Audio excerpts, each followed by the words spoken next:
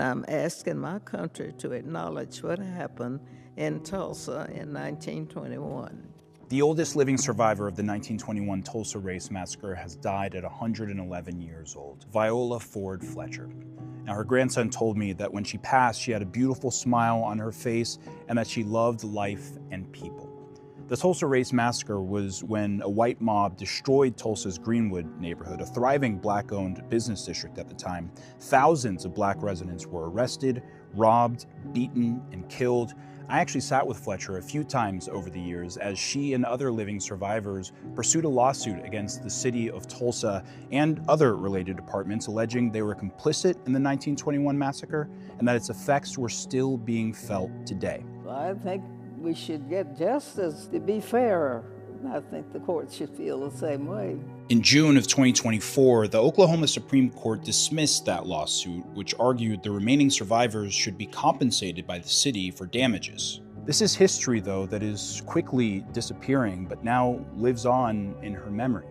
Here's some of what she told me over the years about what she remembers from that day in 1921. People getting killed and houses, property, schools, churches, and stores getting destroyed with fire, and then someone in the neighborhood saying to leave the neighborhood, if not, we're going to kill all of the black people. It just stays with me, you know. It's just the fear that I have lived in Tulsa since, but I don't sleep all night living there.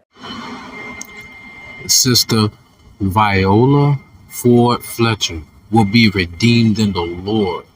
Vengeance is his. Ecclesiastes chapter 3 verse 15. That which have been is now, and that which is to be hath already been, and God requireth that which is past.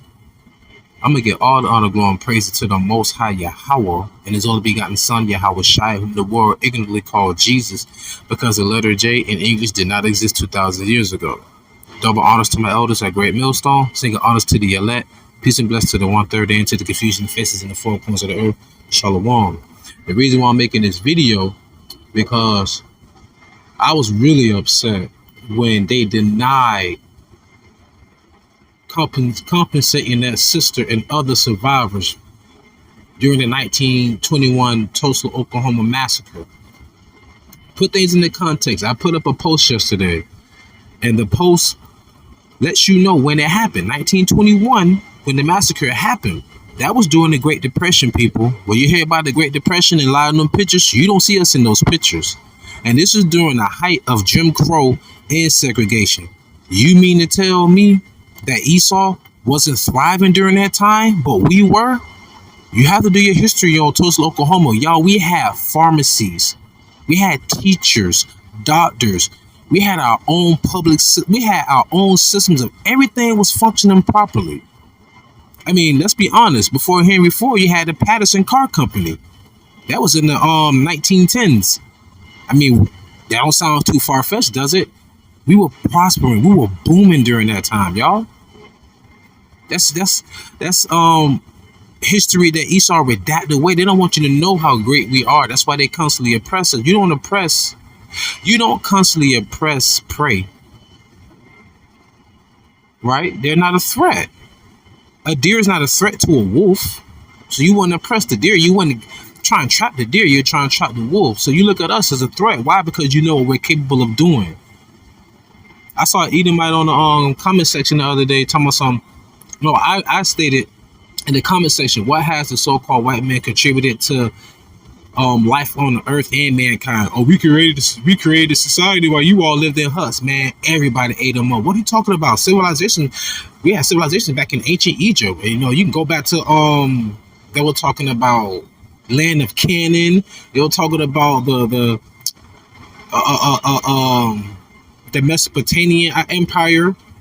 Hell, you can just go through all the empires, Babylonian Empire, the Medes, the Persians, all them empires. How you gonna see them make it seem like everybody just been sitting in huts forever and you've been running around this world like you've been like your head's been up high? No. You were living in the Caucasus Mountains in the caves with your clothes decaying, eating lice, cracking them on your teeth, saying, this is good. All this is evident from a Jewish rabbi. in a book called the 13 Tribe. Why would he have a book called the 13 Tribe? Because he's pretty much saying the people that's in that land, if they are the Lord's people, there has to be a 13 tribe. That's a joke. Well, you know, they found him with his wife and that dog dead in the bed, but that's another story. Back in the, 70s or 80s or something? So this is history that they don't tell you about, but this is going to get revenge. It's like she's going to be avenged by the Lord. And remember, we are Hebrew Israelites, so-called Negro Latinos and Native Americans. So no matter how prosperous we are, this is not our rest. Hence, these curses fall upon us. Deuteronomy chapter 28, verse 16 through 17. Cursed shall thou be in the city, and cursed shall thou be in the field. The city, hell, I mean, Tulsa, Oklahoma was an actual city, town. And also in the field, a lot of our Judahite, quote-unquote, black farmers are struggling a lot, and they're not getting no financial aid from the government. So that's another portion of in the field. And pretty much also, remember, the field is the earth, so everywhere we go. And verse 17, cursed shall thy basket in thy store.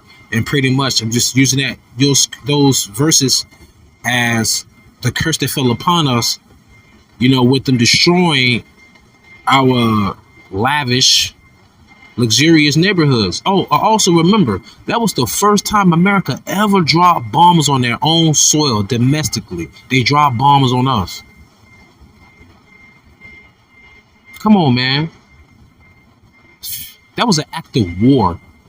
And whenever you go to war, you have to compensate that country. You have to give them it's a part of the Geneva Act. You commit a war against us and you haven't compensated us yet. Y'all compensated everybody else. Y'all compensated the Japanese. Y'all compensated the small hats over there. Y'all compensated Europe when y'all decimated them. Let it go to show you, man, that we are the people of the Bible, man. The whole world thriving off of the transatlantic slave trade. People remember that the whole world thrived. Why do you think the entire world is in such chaos? The Lord is doing this. The Lord ruleth in the kingdom of men. And what happened to this sister, man? She passed away, but she didn't die in vain. We're gonna keep your name alive, sister. And you know you were Israelite, now you up there in the heavens. But the Lord's gonna avenge you. And I'm gonna close out. This is Habakkuk chapter 1, verse 1 through 5. The burden which Habakkuk the prophet did see. O Yahawah, how long shall I cry, and thou shalt not hear? Even cry out unto thee of violence, and thou wilt not save. Why didst thou shew me? Why didst thou shew me iniquity, and cause me to behold grievance? For spoiling and violence are before me, and there are that raise up strife and contention. That's Esau, constantly on our fucking necks. And I do mean pun intended, you know. Therefore the law is slack, because what happened? Them sisters went up. They propped them sisters up.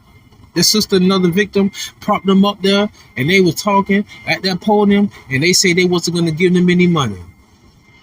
That was like a slap in the damn face. I'll never forget that. I had secondhand embarrassment for them. Ladies over a century years old, y'all like, nah, we ain't gonna give y'all nothing, but y'all compensate everybody else. You can't act like you're not Esau. We know you are the devil that the Bible speaks of. Nonetheless, Habakkuk 1 and 4. Therefore the law is slacked, and judgment doth never go forth. For the wicked doth compass about the righteous. Therefore wrong judgment proceedeth. Here comes the point. Behold ye among the heathen. Who is that? Israelites. The Lord wouldn't be saying this to a heathen or a Gentile, but the heathens amongst heathens. No, he's talking about us, Negro Latinos and Native Americans, and confusion of faces. Behold ye among the heathen, and regard and wonder marvelously, for I will work and work in your days, which ye will not believe, though it be told you. So as we're telling you, trying to bid you to the mirror, letting our people know that it's going to be a day the Lord's going to raise us up like eagle's wings, and we shall run and never be tired. We shall be like sparks among the stubble. No weapon formed against us shall prosper. So you mean to tell me if we God's people, you don't think we're going to have God-like powers to take down our enemy? Remember, Esau's blessing is to soar, y'all, in the fatness of the earth. It's the reason why the Lord gave Esau that warrior mentality-like mind state. Because just as they got the gun like Elmer Fudd, and they running around chasing us like we Bugs Bunny, the Lord gonna have it to where we gonna have the gun. Meaning that he gonna have the upper hand power physically. But remember, the Lord said, vengeance is his. Give your enemy a cold cup of water, and he will heap hot coals upon their heads. But nonetheless, I just want to make this video to show her that the Lord is going to revenge you. He's going to avenge you in all of Israel. So with that being said, I truly pray y'all was edifying, fed, stay in the spirit, don't fear it, just endure it. Ask for forgiveness, pray without ceasing, stay humble, remain diligent. YAHAWAH, much love above all. Shalom.